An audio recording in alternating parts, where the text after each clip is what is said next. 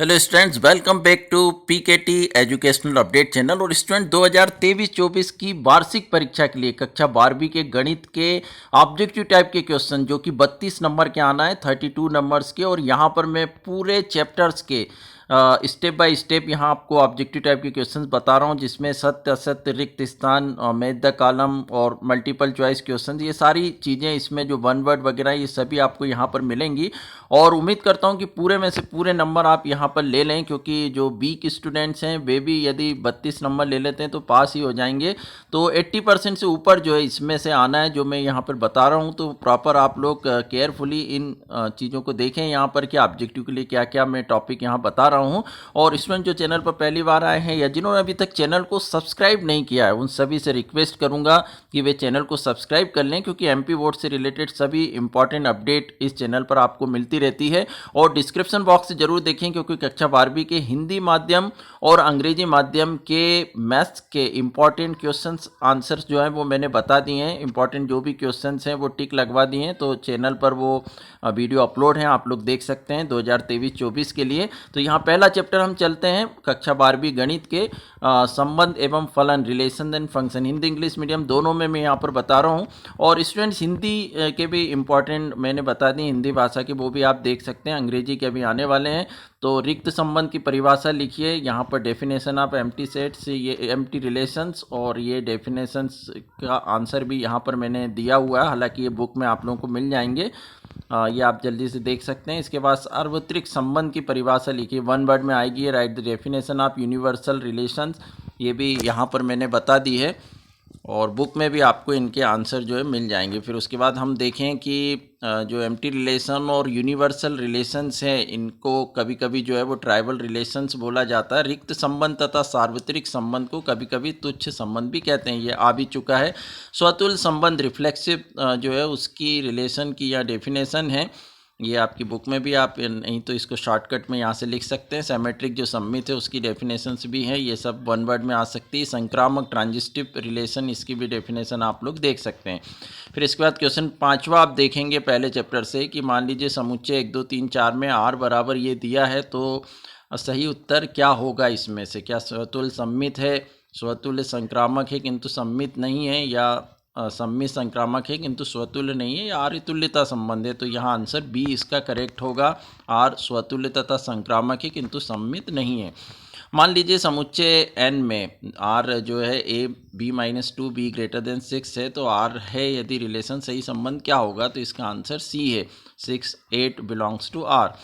X में संबंध are जो स्वतुल्य, सम्मित तथा संक्रामक है, तुल्यता संबंध कहलाता है। इक्विवेलेंस रिलेशंस है, इसकी डेफिनेशन दी है। एककी अथवा एकक फलन, इसकी यहाँ परिभाषा दी है। x1 fx1 fx2 इक्वल है, तो x1 x2 भी इक्वल होते हैं। 1 1 आर इंजेक्टिव भी इसको बोला जाता है इंग्लिश में। आच्छादक तथा आच्छादी, ये लास्ट ईयर भी पूछा गया था कि एक्स वाई आच्छादक फलन कहलाएगा यदि एफ एक्स इक्वल वाई होता है। ऑन टू सर्जेक्टिव जो है वो इसकी डेफिनेशन से, यहाँ पर एकीकी तथा आच्छादक 1 1 एंड ऑन टू की परिभाषा देखें तो ये है। और ये सब याद करना है स्टूडेंट्स, क्योंकि खालिस्तान में या सत्य सत्य में इनको पूछा गया है। क्वेश्चन नंबर 8 देखें, एफ एक्स इक्वल x⁴ यदि एफ सदेट आर एरो आर द्वारा परिभाषित है, तो सही उत्तर यहाँ पर डी होगा। एफ ना तो एकीकी है ना आच्छादक है, F is neither 1 1 nor onto. मान लीजिए एफ एक्स इक्वल 3x दिया है और यहाँ पर रियल नंबर को ये बिलोंग्स कर रहा है, तो सही आंसर यहाँ पे क्या होगा? तो इसका करेक्ट आंसर ए है, एफ एक की आच्छादक है, एफ इज़ 1 1 ऑन टू। और स्टूडेंट्स एग्जाम में कॉपी में कैसे लिखना है या कॉपियाँ कैसे चेक होती है, किस तरह ट्रिक्स है एग्जाम के लिए, वो सब वीडियो आपको मेरे इस चैनल पर मिलेंगे, आप लोग देख सकते हैं। यहाँ पर ये सब क्वेश्चन जो है वो सॉल्व करना आपको आता ही होगा, तो मैं आंसर ही यहाँ पर बता रहा हूँ, बाकी आपने सब इसको करके देखे ही होंगे। 10वां है, 1 2 3 में अवयव 1 2 वाले तुल्यता संबंधों की संख्या यहाँ पर 2 होगी। 11वां जो प्रश्न है इसमें इस तरह 2 अलग से कंटेन हो रहे हैं, तो इनमें संख्या इसकी 1 होगी। प्रतिलोम त्रिकोणमिति फलन आते हैं, इन्वर्स ट्रिग्नोमेट्रिकल फंक्शन, इसमें यहाँ पर मुख्य मान खास है, ये आप परिभाषा देख सकते हैं। और फलन प्रांत परिसर की ये जो टेबल है ये आपकी बुक में भी है और बहुत इंपॉर्टेंट हो जाता है, क्योंकि यहाँ से प्रांत जो डोमेन और रेंज है, परिसर जिसको मुख्य शाखा भी कहते हैं, एक बार मुख्य शाखा करके नाम पूछ लिया था, तो ये इन्वर्स फंक्शन की है। और इन दोनों को आप परिसर और प्रांत को अदला बदली यहाँ कर देंगे तो ये ट्रिग्नोमेट्रिकल फंक्शंस के लिए हो जाएंगे। मतलब ये इन्वर्स का यदि हम डोमेन की बात करें तो -1 होता है, परिसर -π/2 होता है। परंतु यदि हम साइन x का यहाँ पर देखें, साइन का फलन, तो ये परिसर डोमेन हो जाएगा, डोमेन परिसर हो जाएगा। पर यही यहाँ पर पूछा जाता है, आप लोग अच्छे से इसको रीड कर ले, लिख कर याद करें तो ज़्यादा अच्छा होगा। जैसे यहाँ पूछा है साइन इनवर्स x = y, तो ये कौन सी कंडीशंस होगी। तो साइन इनवर्स के लिए हम ऊपर देखें तो परिसर में आप देख सकते हैं कि क्लोज ब्रैकेट में -π/2 से π/2 है, तो इसको हम b की तरह लिख सकते हैं। tan इनवर्स √3 - sec इनवर्स -2 का मान बराबर है, यहाँ पर ऑप्शन बी होगा, ये आपने करके देखे होंगे। cos इनवर्स cos 7π/6 का मान बराबर है 5π/6 के। फोर्थ आप देख सकते हैं sin π/3 - साइन इनवर्स -1/2 इक्वल होगा d1 के। tan इनवर्स √3 - cot इनवर्स -√3 का मान है -π/2। साइन ब्रैकेट में tan इनवर्स x बराबर होगा d के।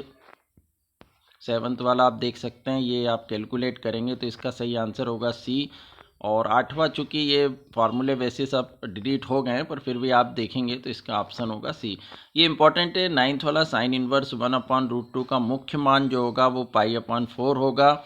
और यहाँ sine inverse into sine x में साइन से साइन इनवर्स कैंसिल होके इसका आंसर आ जाएगा एक्स। और यहाँ देखिए साइन एक्स का डोमेन पूछा है, साइन इनवर्स का नहीं पूछा है, तो साइन एक्स का डोमेन होगा -π/2 π/2। वहीं कॉस एक्स का परिसर पूछा है तो ये क्लोज ब्रैकेट में -1 आएगा। tan inverse x plus cot inverse x π/2 होता है। फार्मूले आप यहाँ पर देख सकते हैं, ये सारे फार्मूले जो हैं वो इनवर्स ट्रिग्नोमेट्री से रिलेटेड आपके एग्जाम में पूछे जा सकते हैं। cos sec inverse x plus cos sec inverse x की वैल्यू 0 होती है। आव्यूह में देखें तो किसी m×n कोटि के आव्यूह को प्रकट करने के लिए हम इस तरह यूज़ करते हैं, इसको ब्रैकेट में लिखने के बाद बाहर m×n बताते हैं। और m×n वर्ग आव्यूह है यदि, तो m और n बराबर होते हैं, ऑप्शन सी सही करेक्ट होगा। 3×3 कोटि के आव्यूहों की संख्या जिसमें प्रविष्टि 0 और 1 हो तो d 512 आंसर होगा। यदि ए बी समान कोटि के सममित आव्यूह हैं तो ए बी - बी ए एक विषम सममित आव्यूह होगा। चौथा जो है a + a' है तो इसका मान b करेक्ट होगा, अल्फ़ा का मान यहाँ पर। इसके बाद ये number of all positive matrix of order 3×3 with each entry 0 और 1 इज़ 512। ए बी यदि सिमेट्रिक मैट्रिक्स है तो सेम ऑर्डर की, तो A B - B A is skew symmetric matrix होगा। यदि सममित और विषम सममित आव्यूह दोनों हों तो इसका आंसर बी करेक्ट होगा, एक शून्य आव्यूह हो जाएगा। छठवा आप देख सकते हैं, यदि एक वर्ग आव्यूह है इस प्रकार की a² = a, तो i + a³ - 7a बराबर होगा c1 के। इसके बाद ये ट्रांसपोज मैट्रिक्स के यहाँ पर फार्मूले हैं जो परिवर्त के, वो आप देख सकते हैं। a' का डैश a होता है, ये सारे खालिस्तान में पूछे जाते हैं, यहाँ पर आप अच्छे से देख लें। a' = a तो एक सममित आव्यूह है, a is a symmetric matrix if a' = a और a' = -a है तो ये विषम सममित आव्यूह होगा। ये परिभाषा भी पूछ सकते हैं सममित आव्यूह और विषम सममित आव्यूह की 1 वर्ड में। किसी शून्य आव्यूह के सभी अवयव शून्य होते हैं। यहाँ एक स्तंभ आव्यूह है तो m×1 और पंक्ति आव्यूह है तो 1×n होता है। और m×n कोटि में हम इसको व्यक्त करते हैं। आयताकार क्रम विन्यास है आव्यूह, और आव्यूह का परिवर्त आप यहाँ पर ये ट्रांसपोज ऑफ मैट्रिक्स को इस तरह निरूपित करते हैं। तत्समक आव्यूह आइडेंटिटी मैट्रिक्स उसको बोलते हैं जिसके विकर्ण के सभी अवयव 1 होते हैं तथा बाकी सभी अवयव शून्य होंगे। इसके बाद डायगोनल मैट्रिक्स जो है वो विकर्ण के सभी अवयव शून्य होते हैं, यहाँ पर देख लीजिएगा। स्केलर मैट्रिक्स अदिश आव्यूह, एक विकर्ण आव्यूह अदिश आव्यूह कहलाते हैं यदि इसके विकर्ण के अवयव समान होते हैं। सारणिक पे चलें, डिटर्मिनेंट केवल वर्ग आव्यूह को सारणिक में रिप्रेजेंट करते हैं। ओनली स्क्वायर मैट्रिक्स है डिटर्मिनेंट। और यहाँ ऑप्शन आप देखेंगे तो ये यहाँ पर 20 का करेक्ट आंसर होगा। फिर 3×3 कोटि का वर्ग आव्यूह है तो डिटर्मिनेंट के ए जो है वो सी इसका आंसर होगा, KQ डिटर्मिनेंट ए। जितने कोटि का आव्यूह होता है उतनी की घात आके जो कांस्टेंट है वो बाहर आ जाता है, ये आप ध्यान रखिएगा। निम्नलिखित में से कौन सा कथन सही है। सारणिक एक वर्ग आव्यूह इस तरह के ये दिए तो सी ऑप्शन सही है इसका। एक शीर्ष वाले त्रिभुज का क्षेत्रफल 35 वर्ग इकाई हो तो k का मान इसमें आएगा d 12, -2। 3×3 कोटि का वर्ग आव्यूह हो तो डिटर्मिनेंट एडजॉइंट ऑफ ए का मान है, तो यहाँ पर जितनी कोटि का अवयव है उससे एक कम होके ये बाहर आ जाता है। इसका फार्मूला मैंने बाद में लिखा है, डिटर्मिनेंट ए n-1, तो यहाँ बी ऑप्शन सही होगा। यदि ए कोटि 2 का व्युत्क्रमणीय अवयव है तो डिटर्मिनेंट ए इनवर्स बराबर है, यहाँ बी इसका करेक्ट आंसर है। सेकंड का फार्मूला ये है कोफैक्टर का। इसके बाद सीधे आप नीचे देखेंगे तो A11 A21 इस टाइप के यदि सेकंड आपने निकालेंगे माइनर और कोफैक्टर, तो उन सब का जो टोटल है एक ही पंक्ति अवयव का वो 0 होता है। और नीचे फिर फार्मूले आप देख सकते हैं, व्युत्क्रमणीय या व्युत्क्रमणीय कब कहलाता है, ये मैंने सारा कलेक्शन दिया। ए इनवर्स का formula adjoint of A upon determinant A होता है। बाकी ये डेफिनेशन से जो सत्य असत्य में आपको मिल सकती है। यहाँ इसके बाद अगला चैप्टर देखें, सांतत्य तथा अपकलनीयता। यहाँ लॉग से रिलेटेड फार्मूले हैं, log 1 की वैल्यू 0, log 10 की 1, log m इंटू एन जो होता है वो log m प्लस n होता है। ये सारे फार्मूले बेसिक हैं, याद होना चाहिए। फलन अपकलनीय फलन संतत होता है किंतु इसका विलोम सत्य नहीं है, ये ध्यान रखना। फिर ये सारे फार्मूले हैं डिफ्रेंसिएशन के जो आपको याद होना चाहिए, इनके बिना आप क्वेश्चंस कर भी नहीं पाएंगे। फिर क्वेश्चन से छोटे छोटे e to power cos x का अवकल गुणांक होगा minus sine x e to power cos x, x a cos theta दिया है, y a साइन थीटा, तो dy dx होगा minus cot theta. x 80 square दिया है, y 280, तो dy dx होगा 1/t, y log sign x दिया है तो cot x होगा। और ये एक फलन आप देख सकते हैं, इसमें k का मान 3/4 निकलेगा। ये सब करके देखने पड़ेंगे, मैथमेटिक्स आपने लिया तो आप लोग कर ही लेंगे। साइन एक्स स्क्वायर का differentiation 2x cos x square होगा।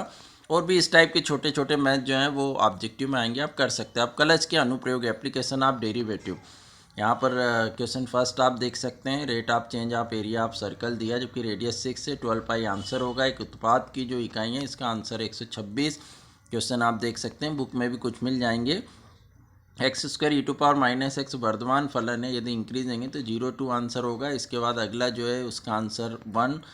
यहाँ पर डेफिनेशन भी आप देख सकते हैं इंक्रीजिंग फंक्शन की, जो आई में वर्धमान है तो x1 less than x2, fx1 less than fx2, decreasing की विधि है। इसके बाद पांचवा आप देखेंगे 2x plus 3y maximum value है तो xy इक्वल 6, तब इसका आंसर रहेगा A12।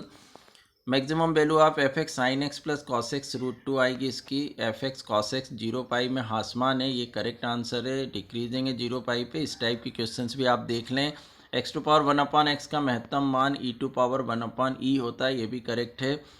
y x ब्रैकेट में 5 - x, तो x की वैल्यू 5/2 है, यदि ये उचिष्ट है तो, और न्यूनतम मान इस फलन का 4 होगा। इसका समाकलन जिसमें सबसे ज़्यादा जो है ऑब्जेक्टिव पे नंबर हैं, और ये फार्मूले पे आप देख सकते हैं रिक्त स्थान या फिर मैच द कॉलम सही जोड़ी यहाँ से फाइनल है। तो ये सारे फार्मूले जो हैं वो आपकी बुक में लिखे हुए हैं, और कुछ मैंने यहाँ ऑब्जेक्टिव टाइप के लिए भी क्वेश्चंस यहाँ पर इंक्लूड कर दिए। आप ये देख सकते हैं 4 से 0 से π/2 लिमिट है cos x का, इसका आंसर π/4। यहाँ A to B में आप देख सकते हैं।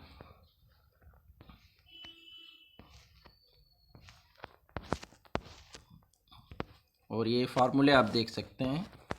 इसके बाद √x प्लस 1/√x का प्रति अपकलज है तो आंसर C रहेगा यहाँ। और इसके बाद नीचे भी आप देख सकते हैं, इसका आंसर रहेगा A। dx sine square x cos square x answer B correct होगा। 5th का भी इंटीग्रेशन का आंसर A। 6th का आप देख सकते हैं इसमें आंसर B। 7 का भी यहाँ पर आंसर B रहेगा। 8th का आप देख लें, ये कैलकुलेट करके देखने पड़ेंगे, सारे क्वेश्चंस B हैं, इनको नोट करके आप कॉपी में अच्छे से करके देख सकते हैं। 10th वाला भी आप देखें, x square e to power x cube, जिसमें एक्स क्यू को टी मानेंगे तो आंसर ए आएगा। E to power x sec x 1 + 10x, इसका आंसर बी आएगा। यहाँ पर एक फार्मूला भी है ट्रिक का कि किसी का डिफ्रेंसिएशन साथ में दिया है तो fx हो जाता है, वो आप देख सकते हैं। ये फार्मूले फिर नीचे आप देख रहे हैं, कुछ क्वेश्चंस भी हैं, सारे इम्पॉर्टेंट है, इनको आप लोग को अच्छे से करना है।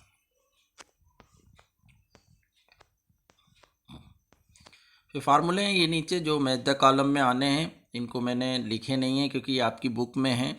तो सारे फार्मूले जो dx/x² - a², इन सबको आपको अच्छे से करना है क्योंकि सही जोड़ी यहाँ से फिक्स है। अब कल समीकरण देखें तो यहाँ पर घात और कोटि से रिलेटेड जो है वो ऑब्जेक्टिव आते हैं। यहाँ पहले में आप देखेंगे तो ऑर्डर 2 है, डिग्री 1 है। फिर ये वाली डिग्री जो है वो परिभाषित नहीं है। यहाँ पर जो है इसका कोटि पूछा 2 है। फिर यहाँ से समाकल गुणांक का भी क्वेश्चन से एक आना है, व्यापक हल दिया हुआ है। समघाती अवकल समीकरण कौन सा है? डी है। और ये भी आप यहाँ पर देख सकते हैं कि यदि dx अपॉन dy फॉर्म में कोई समघाती समीकरण दिया है तो इसका आंसर सी करेक्ट रहेगा, x इक्वल वी वाई रखते। पर यदि dy अपॉन dx के फॉर्म में है तो वहाँ पे y इक्वल वी एक्स रखा जाता है। समाकलन गुणांक जरूर एक क्वेश्चन आना है, सी इसका करेक्ट आंसर रहेगा। इसके बाद आप देख सकते हैं अगले उसमें समाकलन गुणांक डी, फिर इसका व्यापक हल सी रहेगा। और अवकल समीकरण का व्यापक हल आप देख सकते हैं, ये प्रथम कोटि रेखिक अवकल समीकरण कहलाता है, dx upon dy plus B Y equal Q. और यदि कोई अवकल समीकरण अवकलजों में बहुपद समीकरण है तो उस अवकल समीकरण की घात परिभाषित होती है, अदरवाइज नहीं होती है।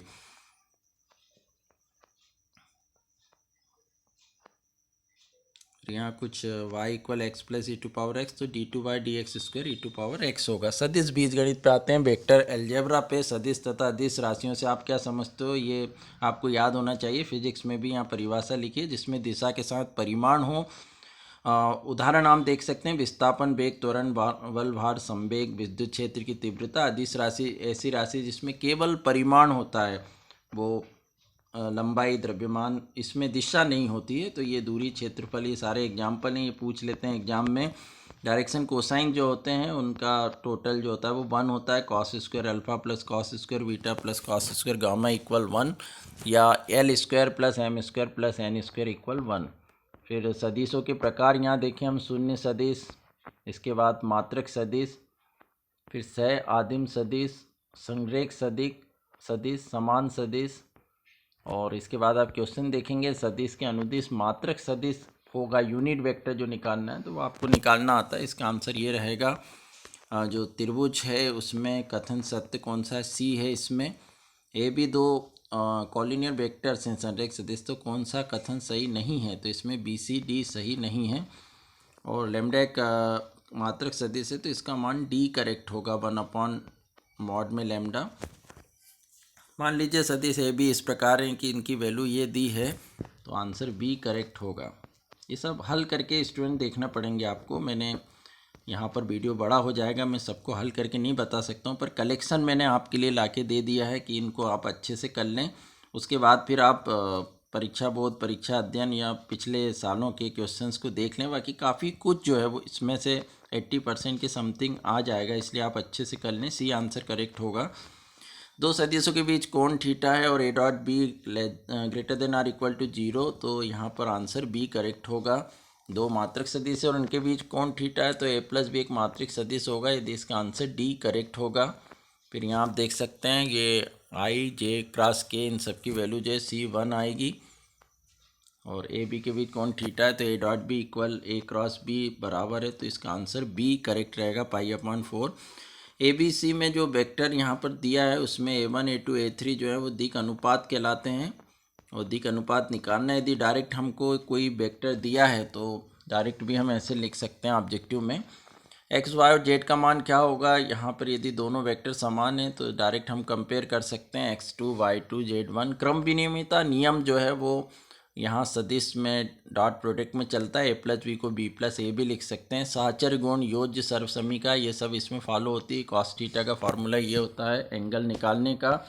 ए डॉट बी यदि 0 है तो परस्पर लंबवत होते हैं, यहाँ पर परपेंडिकुलर की कंडीशंस होगी। और यदि ए सदिश का बी पर प्रक्षेप जो है, projection of vector A on other vector B, तो फार्मूला ये रहेगा। अदर जो वेक्टर दिया है जिस पर प्रक्षेप है वो नीचे मॉड में आ जाता है। यहाँ पे आप देख सकते हैं ये फार्मूला भी, ये क्रॉस प्रोडक्ट के सारे फार्मूले दिए हैं, इन सब की जानकारी आपको प्रॉपर होना चाहिए। त्रिभुज का क्षेत्रफल 1/2 मॉड में ए क्रॉस बी है। समांतर चतुर्भुज का क्षेत्रफल मॉड ए क्रॉस बी। यदि ए और बी दो सदिश हैं तो मॉड में ए क्रॉस बी का मान होगा √507। और त्रिभुज की तीनों भुजाओं को क्रम में लेने पर उनका सदिश योग 0 होता है, ये याद रखिएगा। त्रिविमी ज्यामिति जो 3 डायमेंशनल ज्योमेट्री है, इसमें आप देखें तो if a line at direction ratio 2 -1 -2 then direction cosine will be. यदि दिक् अनुपात दी हैं तो दिक् कोसाइन निकालने की मेथड आपको मालूम ही होगी, 2/3 -1/3 -2/3 होगी। एक्स अक्ष के दिक् कोसाइन 1, 0, 0 होते हैं वाई अक्ष के ये होते हैं, जेड अक्ष के 0,0,1। सरल रेखा का सदिश समीकरण का फार्मूला ये है और इसका कार्तीय रूप जो कार्टेशियन फॉर्म है वो ये होता है। और दिए गए बिंदुओं से होकर जाने वाली रेखा का समीकरण आप ये देख सकते हैं। दो रेखाओं के मध्य कोण का फार्मूला ये है।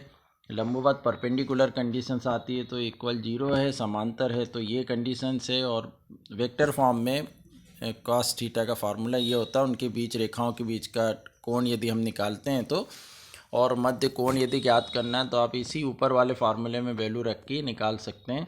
दो विषमतली रेखाओं के बीच की दूरी का फार्मूला ये होता है distance between two skew lines, और समांतर रेखाओं के बीच की दूरी का formula distance between parallel lines का ये होता है।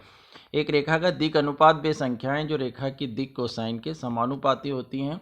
यहाँ ये फार्मूला आप देख सकते हैं। विषमतली रेखाओं की परिभाषा skew lines are lines in space which are neither parallel nor intersecting, ना ये समांतर होती हैं ना प्रतिच्छेदी होती हैं, ये हमेशा डिफरेंट प्लेन में होती हैं, ये याद रखिएगा। प्रायिकता जो आखिरी चैप्टर है हमारा, इसमें ये फार्मूलेज हैं पूरे, आपको ज़रा देखना। और यहाँ पर कुछ क्वेश्चंस भी हैं। पी ए की वैल्यू 1/2 है तो पी वी 0, तब पी ए अपॉन बी क्या होगा, सी ऑप्शन करेक्ट है।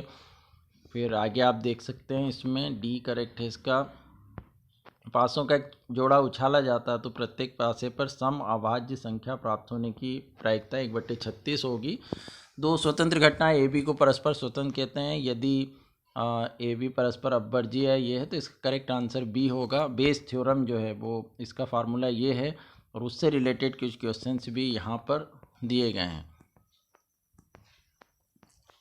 और ए बी यदि स्वतंत्र घटनाएं, ई और एफ स्वतंत्र घटनाएं, तो ये फार्मूले सब रहेंगे। सभी प्रायिकताओं की घटनाओं का योग हमेशा 1 आता है, और पी और नॉट पी का टोटल भी 1 आता है, ये आप लोग ध्यान रखना। स्वतंत्र घटनाओं की प्रायिकता के भी यहाँ सूत्र दिए गए हैं। अपवर्जी घटना है तो P A plus P B होगा। तो ये स्टूडेंट्स पूरे कलेक्शन जो है इम्पॉर्टेंट ऑब्जेक्टिव के, और कुछ नोट्स मैंने यहाँ पे बना के आप लोगों को प्रोवाइड करा दिए हैं। उम्मीद करता हूँ कि 80% से ज़्यादा ही इसमें से एग्ज़ाम में आएगा। बाकी फिर आप इसको छोड़कर जो भी पढ़ना चाहें इनको तैयारी कर लीजिए, उसके बाद आप सब चीज़ें देख सकते हैं। पर इन ऑब्जेक्टिव की आप अच्छे से तैयारी कर लेंगे तो अच्छे नंबर आएंगे। और यहाँ पर करेक्ट आंसर जो होगा वो लीप ईयर में यदि देखें हम तो 53वें शनिवार या शुक्रवार आने की प्रायिकता 2/7 होती है। और नीचे आंसर जो है इसका करेक्ट आंसर ए होगा 2/5। तो इस तरह स्टूडेंट्स मैंने सभी इंपॉर्टेंट कलेक्शन यहाँ पर किए हैं जो आप लोगों को ले आया हूँ शुभकामनाओं के साथ कि आप अच्छी तैयारी करें और मैथमेटिक्स में 80 में से 80 नंबर लेकर आएँ। यही उम्मीद करता हूँ। Thank you so much.